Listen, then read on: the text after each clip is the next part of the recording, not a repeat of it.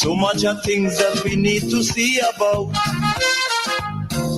Surely I do have to spell them out. Cause you know as well as I do, the only way is put in more effort and less play. Because now, more than ever, we must show discipline, tolerance, and production to build a strong and better nation. I say that is the main foundation. So Yes, indeed. Now more than ever before, we must show tolerance, discipline, and production to build a better nation.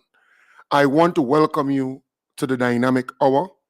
Again, those on Facebook and YouTube, I want to ask of you to please share the live at least once so your friends can get the chance to view, to follow the program.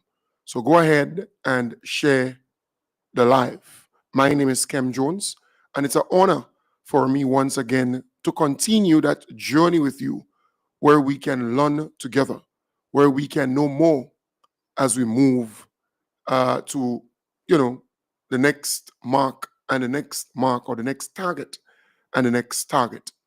I want to start off this morning by congratulating the Minister of Finance, the Honorable Dennis Cornwall. I think you did a fantastic job in delivering the 2025 budget, and there's a lot in the budget for the ordinary people of Grenada, Carriacou, and PT Martinique.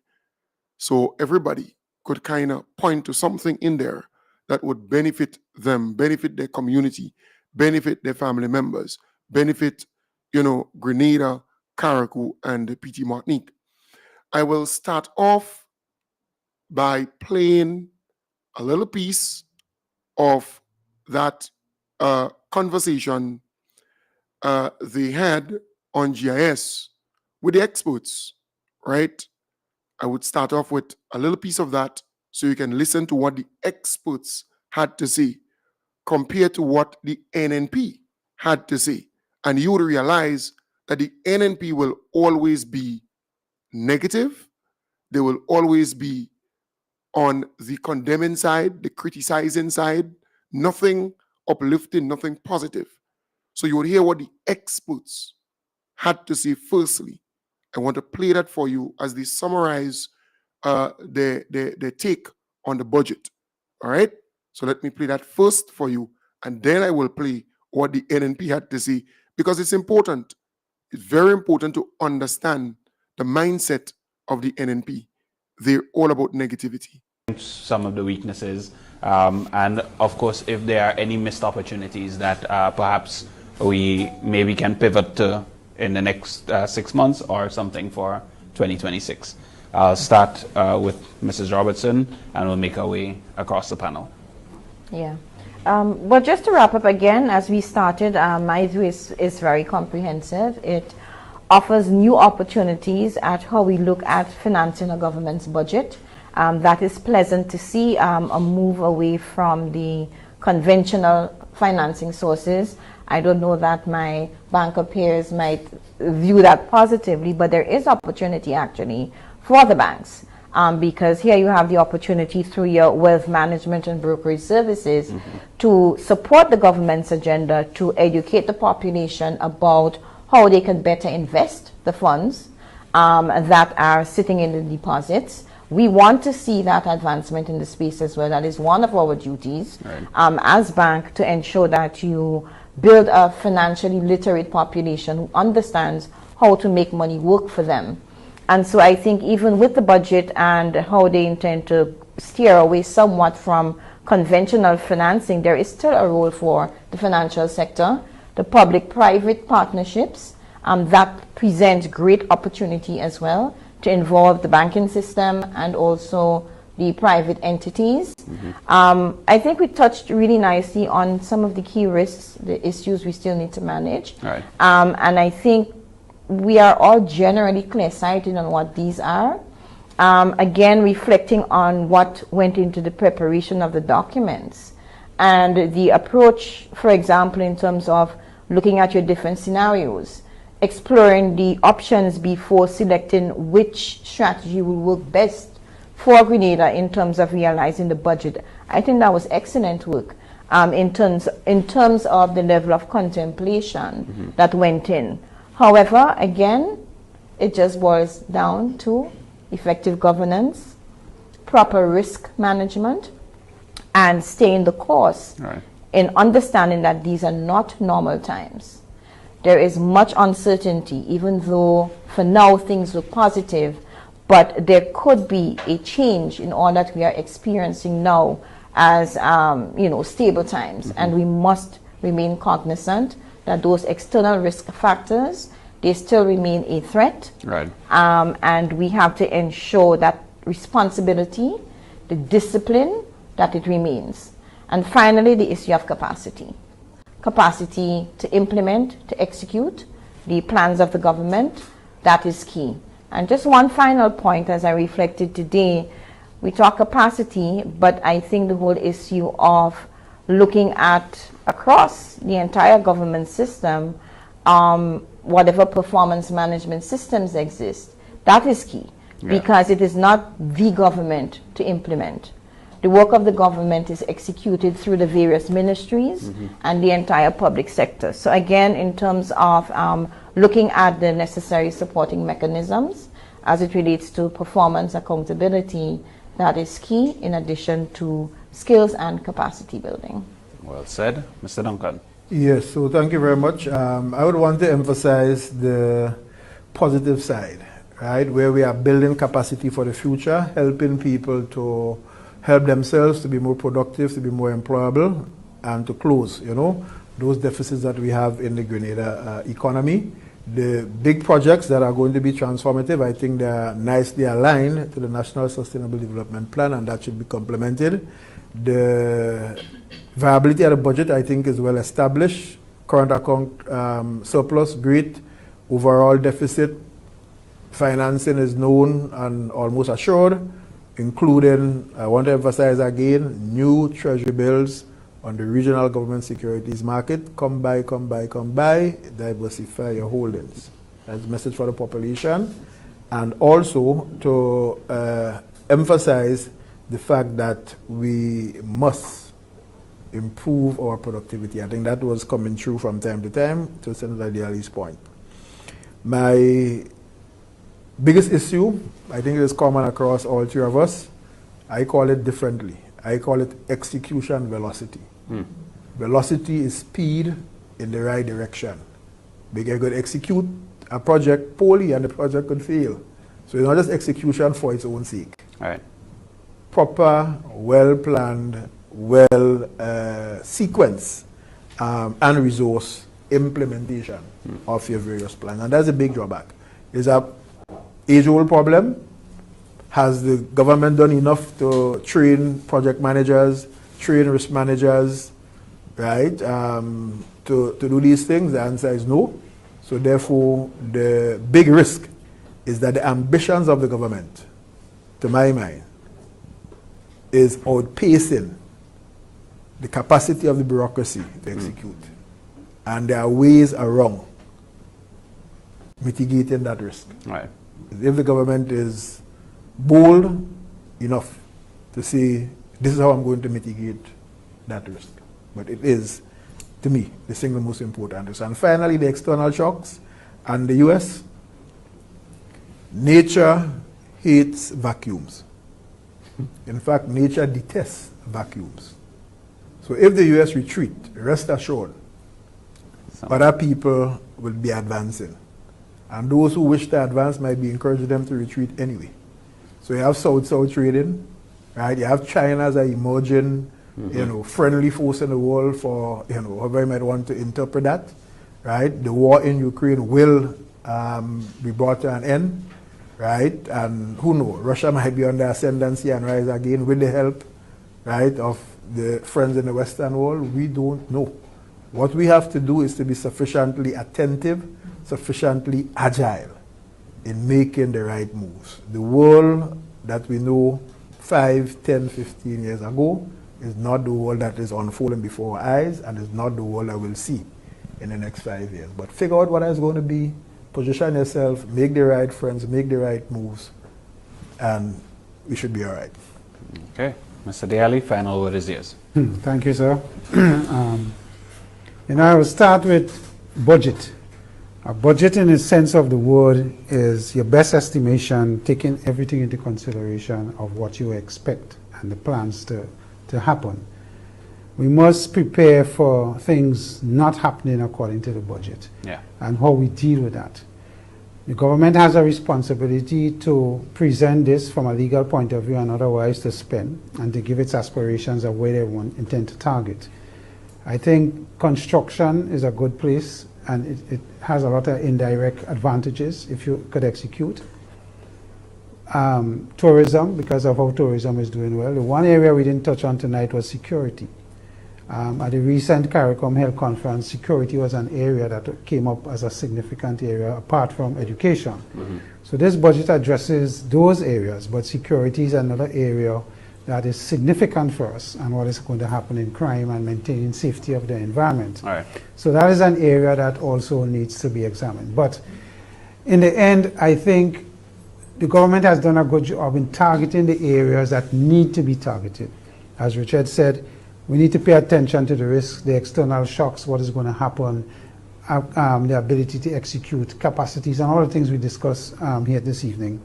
So we need to pay attention. But a budget, as I started off, you may achieve your targets, you may not. How you refine and change midstream, and that is what we don't do in government. We do it in the private sector. If after your first quarter, your first half year, you're not on target, the conversation is, do we get back on target? What we need to do? How do we need to think of the situation? What we need to adjust and where? We don't seem to have that in the public service, and in public, in government. And that is something that the Ministry of Finance and the people in finance need to be doing, in my view, so that if by the end of the first quarter of this year, well, we almost at the end of the first quarter, but by the half year, all that we spoke about today in the budget is not being achieved as it ought to, where do we need to make the changes, and how fast? Because Richard say speed is going to be key, velocity, and what happens with the quality. So those are the things that I think we need to have a deeper and foresight and what is happening and how the world changing fast in front of us, and how it's going to affect us. So those would be my closing comments, and I think we are on target in terms of aligning this to the medium strategy goals and development and the medium-term plan and what we're doing there. So we keep in a harmony in terms of the long-term strategy for the country, which is a good thing. We didn't have that before. I know that we have it. We're staying on target with the long-term strategy, which is key. So that is a positive. So I end there by saying that, we just have to pay attention to what is going to happen. And we'll certainly be paying attention. I thank all of our viewers for paying. Folks, again, that's just the summary or the closing comments from the panelists. They're the experts in that area. And they were high in praise or high in praises for what the government presented, the budget as presented. And I listened attentively to Mr. Christopher Diali, and he gave a good take on the budget, right? He analyzed it well, and what I love about Mr. Duncan and the other goody lady, they looked at the weaknesses, the strengths, but more so, all of them were in high praises to the government and what we can achieve together, excuse me. But you listen to that, right? And then you listen to the NNP, because the NNP, they were interviewed, and this is what they had to say. Following the budget presentation on Friday, members of the opposition New National Party raised several concerns over the details highlighted in the 2025 budget statement. Former leader of the opposition, Dr. the Right Honorable Keith Mitchell, alleges that the presentation took on an accusatory tone leveled at the former NNP administration instead of providing concrete information needed to address the country's economic challenges. Everything is about the former government and the former government. It's about your budget and your performance, and let that speak for itself. But they don't have a record that they can boast about or can speak to. Opposition member Clarice Modest also expressed deep concerns, alleging that the budget statement contains several inaccuracies. There are a number of statements that were made that were incorrect and could not be substantiated, I am sure, and a number of claims that were made that also cannot be substantiated. It is not an accurately put budget at all, because budget is serious figures and accomplishments that measurable. And I haven't heard that, so I will look forward to what the ministers responsible would have to say. Modest also highlighted concerns regarding the healthcare sector, stating that the budget is not tailored to address immediate needs. I am extremely concerned about healthcare. I haven't heard anything to give any hope to me as a Grenadian, as a physician, and to the Grenadian people. As parliamentary debates on the estimates revenue and expenditure presentation continue, the opposition party is set to make their full contributions during the lower house of parliament on Monday. For MTV News, Kadisia Franklin. Right, so that was a piece on MTV there. But it goes to show that, the opposition is very negative. They have nothing positive to say. So the budget was presented, and different allocations for different ministries, different projects, different programs, things that would really jumpstart the economy and, keep things going. For example, a typical example is the pay and grade for the police, the pay and grade for police officers.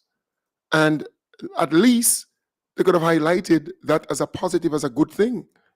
The government says it will pay out $6.5 million to police officers in a pay and grade adjustment. Mr. Speaker, our government is pleased to announce the resolution of the long-standing and painful issue of pay and grade adjustment for the hard-working and dedicated men and women of the Royal Grenada Police Force. A legacy of neglect by the former administrations. The adjustment is effective 1st January 2025 and will cost an estimated $6.5 million, positively impacting over 1,000 members of the ROTP. Mr. Speaker, the average increase in pay for police constables is estimated at $750.74 per month. Right. So, folks, this is big. This is big because since 1995, somewhere thereabout, police officers were lobbying and fighting for this pay and grade issue to be resolved. And the NNP never saw it as important to bring up the salary of police officers, constables, and so on, to bring that up to where it's supposed to be. So the government is actually doing that. This government, the NDC administration, is actually doing that. So you're talking about constables getting about $700 or so more, like police officers getting more money on their salary. And in other words, if you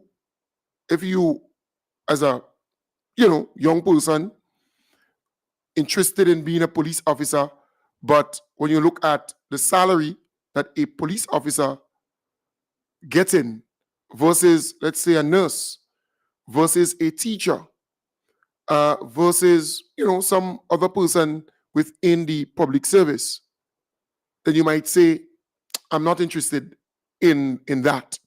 And we may lose a lot of good police officers or people becoming police officers, with good character and decent people. We may lose them. But with the pay and grade, you have a better starting salary. You have a better salary as you move up the ranks. And that would encourage people, young people, to become police officers. Those who are there will be more excited and energized. They're getting more. They'll be getting more money as their salary. Do you know what that can do? You're talking about them having loans and other things like that. Getting more money will help them to meet their commitments. So this government has resolved how many years? 30 years issue? A 30 years old issue. The NNP, and you remember during the NNP time, people used to say, well, the police officers, they are for the NNP. That is what people used to say. But when you look at the facts, you realize that the NNP has not done anything much for the police officers. They have not done anything much for them over all the years. Just think about it. The police headquarters, who did it? The NDC. The Hillsborough Police Station, who did it? The NDC. The St. Paul's Police Station, renovation and upgrade, who did it? The NDC. The Grenville Police Station that they're about to renovate, to upgrade, to build, who doing it? The NDC. The Central Police Station on the Carenage, where they're doing some work there, renovating, upgrading, and so on. Who doing it? The NDC. The licensing department, that facility at Dusty Highway, that the NNP abandoned, right? And it was in a deplorable condition. The NDC again came and did the work there. I think the work there is continuing, the roof and other things like that completed and so on. But it's the NDC. And then you have smaller police stations that the NDC is actually renovating and upgrading, right? And then you had the increase given to police officers, the 13% increase with other fringe benefits. Fringe benefits. And that is what is important, They never used to get the fringe benefits, the extra this and extra that, and allowances here and allowances here and there. They were not getting that. So that was attached to the negotiation for increasing salaries. And now the NDC fix this age-old problem of pay and grade. So the NNP, they have nothing good to say on the budget. They're negative. But at least they could have pointed out that one. At least that one. You hear Clarice Modeste speaking there about healthcare and nothing good in healthcare and allocation. Do you know that the government in the budget, they've allocated $23.6 million for the new teaching hospital facility, at least to start the process, to commence the process, $23.6 million. They have allocated $2.4 million to the National Health Insurance, getting that going. They've allocated $1.5 million to the statutorization of the hospital. And don't be scared with the word statutorization, because we have evidence of statutorization of a number of government facilities, and it's working well. All right? NAWASA is a statutory body. Housing Authority is a statutory body. The Bureau of Standard is a statutory body. We can go on and on and on. We can go with so many other statutory bodies, and they're working well. They are profitable, and they're giving good service. All right? They're not perfect, but they're giving good service. Then you have $15 million for hospital quality improvements. $15 million allocated towards that or for that. But you hear Clarice Modeste in that piece there talking rubbish. I love also my good pal, the Honorable Andy Williams. His allocation is significant because I think last year they were allocated $15 million. I think it was $15 million. Something around there. But the Ministry of Mobilization, Implementation and Transformation, they have been allocated $47.8 million, supporting the implementation of key policies and initiatives, ensuring sustained progress towards national development goals. So again, kudos to the Honorable Andy Williams there. He's doing a fantastic job. The Honorable Lennox Andrews, he's responsible for the Ministry of Economic Development, Planning, Tourism, Creative Economy, Culture, Agriculture, Lands, Forestry, Marine Resources, and Cooperatives. $32.4 million, helping farmers and fisher folks regain sustainability and begin the recovery process. And then a good $34 million financing policies, projects, and programs in support of the integration of tourism sector, creative economy, and culture, which is great. My good friend and brother, the Honorable Tevin Andrews for Carriacou, they have been allocated far more than last year. The Ministry of Carriacou and PT Martinique and local government, they have been allocated $44 million. That's a significant increase, rebuilding a stronger economy and people, a clear demonstration of the government's commitment to the full recovery and transformation of the Sister Isles, which is a good thing, a really good thing. All right, there's an additional ministry. So the establishment of the Ministry of Blue Economy and Marine Affairs, and I love that. I've always said so. The blue economy, because we have a lot of water. We have more water than land. All right, right or wrong, Grenada, Carriacou, and PT Martinique. And if we can properly exploit that, we can see a lot of revenues and a lot of jobs created in that area. So $36.9 million allocated for that new ministry. Sustainable marine resource management, fisheries transformation, blue economy diversification, coastal community empowerment, governance, and institutional strengthening. So again, that's a good thing, a very, very good thing, if you ask me. So look, the government is serious about transforming the economy. You know that our GDP is up in terms of economic outlook. It's up to 4.1% in 2025.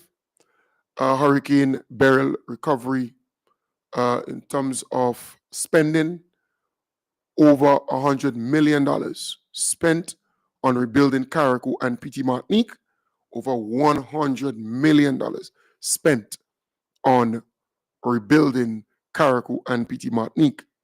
In terms of healthcare, $23.6 million there in terms of, projects and so on, as the budget for healthcare. Then you have project, there's a particular project, right? Polaris, I think, Polaris, US $25 million there. Housing, project 500, $10 million. Soft loan programs, $15 million. All right, education, a whopping $183.4 million. Education has always been a priority.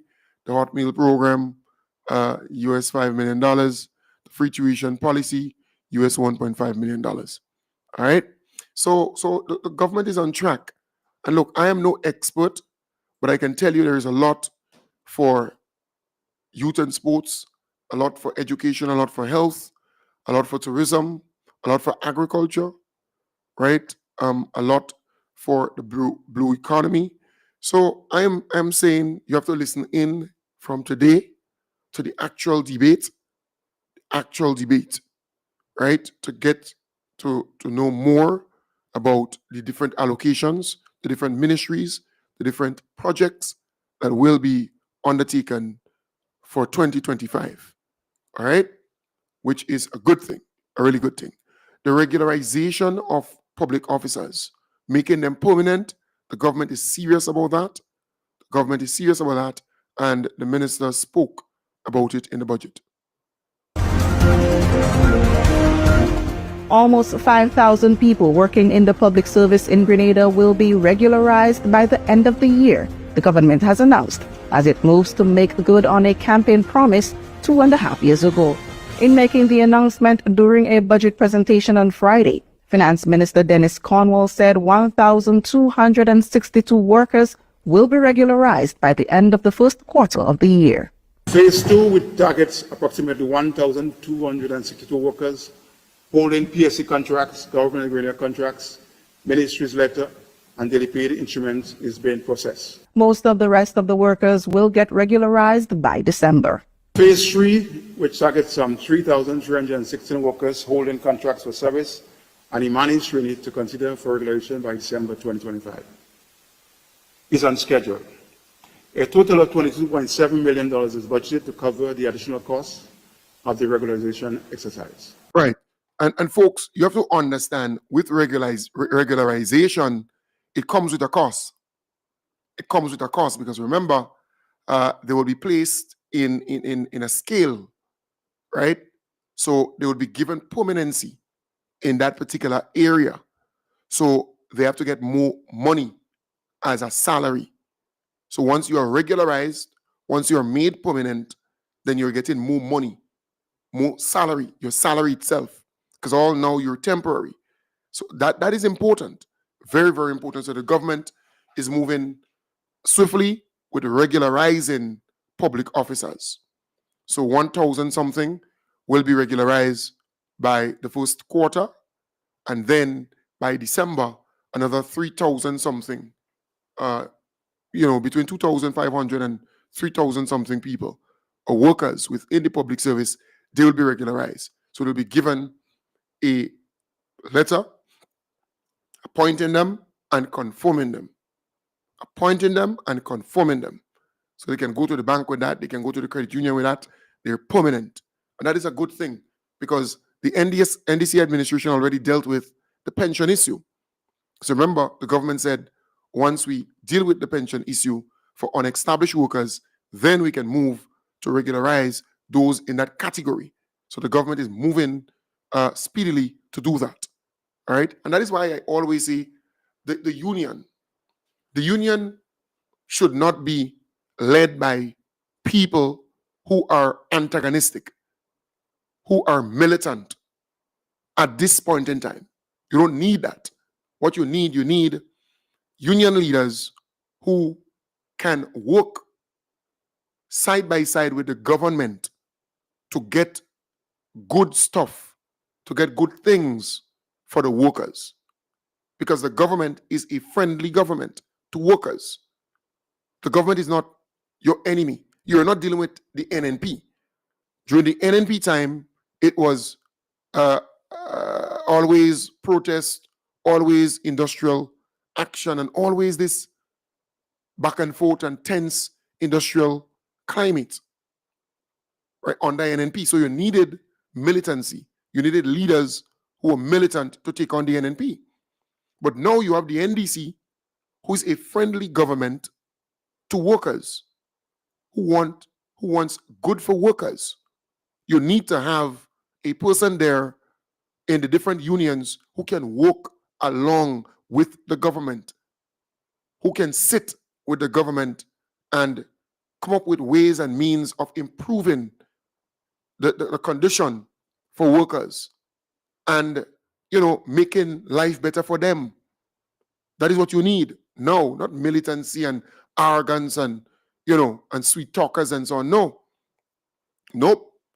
So again, you've seen there that the government is making good on their promise to regularize workers, to give them permanency. And I really love that. I really, really endorse that. All right. So big up your whole self, the NDC administration. And I want to say to you, if you listen to the debates as the ministers deliver today, you're going to learn a lot from it.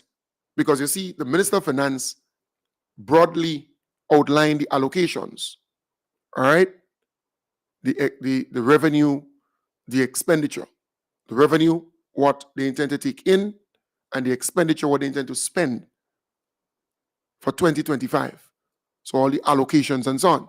So I'm saying here, it's important that you listen to the different ministers as they present, you're going to learn a lot. See, the NNP, they're all negative, only there to criticize and condemn. That is what they love to do. But that cannot put food on the table. That cannot help any worker. Condemning and criticizing, that would not help any worker. We want good for you, the workers, and the government is on track in bringing betterment, bringing the transformation to you to help you and your family. So I really, really love that. All right. I saw a good piece on the Fort Frederick project, right? But before I do so, I want to just play that piece with the 6 kiosks donated. When you go to the airport with all this paper, they're moving away from that. 6 automated kiosk passport machines were officially handed over to Grenada during a handing over ceremony at the Morris Bishop International Airport on Thursday. The European Union has provided over 1 million euros to support the procurement of the automated kiosk machines for OECS member states, namely St. Lucia, Montserrat, and Grenada. The ceremony was attended by government officials, immigration authorities, and other key stakeholders at the arrival hall of the Morris Bishop International Airport. Representative from the European Union, Florian Lutekin, highlighted the importance of collaboration to achieve a desired goal. Today's event is a perfect example of our shared vision. The free movement of persons is at the core of the European single market, and it is something that I also personally experienced the transformative power of this principle. Director General at the OECS Commission, Dr. Didacus Jules, highlighted the importance of automation and the use of innovative technology at ports of entry. The governments of the OECS and the Commission have prioritized the implementation of automation at the ports of entry for several reasons. To strengthen border security, that is, reduce the cases of border security infringements. To improve data collection. To enhance tourism competitiveness through reduced passenger wait times. Hence, the implementing automation at the ports of entry is important as the experience of the traveler starts at the point of entry. Speaking at the ceremony, Prime Minister Deacon Mitchell expressed thanks to the EU for its generous donation. Again, I want to thank you for coming. I want to thank the EU for the enormous contribution that they've made in making these kiosks available to us. Montserrat and St. Lucia are also benefiting from this, and it's important for us to recognize the regional approach. Oftentimes we think we're in competition with each other, but really we're in competition with the rest of the world, if we're in competition at all. And so it's important for us to want to ensure that the rising tide rides all of the ships within the OECS. And so I look forward to us continuing to work together and cooperating on issues like this. The procurement of the kiosk marks a significant step in improving efficiency and reducing wait times for travelers. Yes, I can endorse that. That's a good thing. You know, I see some improvement already at the airport and with the immigration department. They're doing a fantastic job under the leadership of ASP Purcell. ASP Purcell. You're doing a fantastic job. You and your team, thumbs up. And, you know, you just need to continue doing what you're doing and improve step by step by step. So that's really good. Fort George, a little update on the Fort George project. So let me just play that for you. Situated 175 feet above the St. George's Harbour, Fort George stands as the oldest and most significant fort on the island of Grenada. Fort George has played a pivotal role in shaping Grenada's rich history. It was the first permanent fort, and it dates all the way back to the 1660s. When the French came and decided they needed to protect the island, they built Fort Royal. It was a small fort, not this one that we see today. That was later incorporated in the early 1700s. It was continuously used From 1667, when it was designed, all the way up to today, the British military were there up until 1854, when it was turned over to the local government and it became the police station. During the PRG, it changed its name to Fort Rupert after Maurice Bishop's father, and it became the headquarters of the military then, the People's Revolutionary Armed Forces. And over the years, it has come to become the prominent military facility all the way up to today. This impressive colonial structure is at the center of a major restoration project aimed at revitalizing its historical significance and architectural grandeur. Under the OECS Regional Tourism Competitiveness Project, Grenada was one of 3 OECS countries to receive funding by the World Bank to undertake a signature pilot tourism investment to boost its tourism product. The Fort George project, that project was on the books since August of 2017. And when we came into office, we saw no movement on that project. It was under the Ministry of Tourism, and what we did was to move that project under MIT. And that's where we started to get the project going. So we took some time to plan, and we started to implement that project in January of 2023. Today, we are seeing the almost completed project that was once thought to be impossible.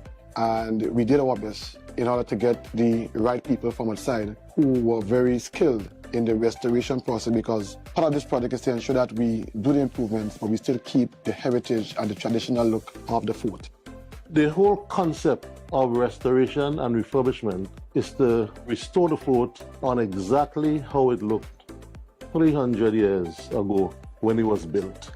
And that's where the challenge comes in. So we are taking away all the cementous material, all the modern works that was put in, and we are actually building back with calcium and lime, and fiber rods, and the same sort of materials that was used 300 years ago, as much as we can. The first engagement was demolition of 21 buildings on the fort. A lot of those buildings were built after the 300-year period, so we had to take off all these buildings. Then the restoration and refurbishment of the fortress walls. The state of conservation was very poor, and there were certain elements such as the timber that was either wasn't existing because it had been blown away in the case of the short barracks, or could not be reused. So what we focused in is in preparing these buildings for the for the external actions to which they are subject to in terms of hurricanes and potential earthquakes. In that sense, what we did is recover the shape of those 2 buildings by doing a new rooftop. To take advantage from the tourist perspective, we had to provide the site with certain services. We have built a very small building at the entrance for a ticket office. We have a small area with some bathrooms, and we wanted also to give the option of having some drinks and enjoying the view of the fort. The World Bank establishes certain requirements in terms of mitigation measures, not only with environment but also with archaeological remains. The contractor has a very thorough way of working that ensures that everything that is found is properly listed, cataloged, sent to the government, and archived for creating a possible future museum with what has been found. At the start, when the design was contemplated, there was consultation with key stakeholders as part of the process. That is ongoing with different engagement at different times based on what is going on. Now we are into the building and the refurbishment of the long and short barracks, the authentic buildings that was there. So we are structurally reinforcing them with steel and metal, and then we using lumber, more or less of the same type and size that it was built with originally. We still have some very interesting parts to come, like the lift at the entrance to get into the fort and have access. There are some lights that will go on the perimeter of the fort that will be embedded in the ground but will shine up on the walls. I think that will be one of the major features at the end of the project. As the restoration of Fort George approaches its final stages, a significant milestone is the relocation of the Royal Grenada Police Force headquarters from within its walls. When the project was conceived, it was envisaged that the RGPF would move out of Fort George before the construction began. The RGPF would have had their... All right, so that's just an update on the project, and it's pressing along nicely. I want to applaud the Honorable Andy Williams. He has always been very passionate about this project, coming in and meeting it as was, on the books in somewhere, excuse me, and taking it from there and making it a reality, because the previous administration said it was not possible. So they just left it on the books, although funding was available, you see? So kudos to you, the Honorable Andy Williams. Big up your whole self. Folks, I want to thank you for being a part of the program this morning. I want to wish you all the best. I want to wish you all the best, and all those who made my birthday a wonderful one. We had a really good time together, and wow, great many people came along to my birthday event here at my place where I live. It was really, really well attended by those who came by, who were invited to the event, because, I just couldn't have everybody come to the event. It goes sometimes because it's a small space. So I invited a number of people, and 100% of them came.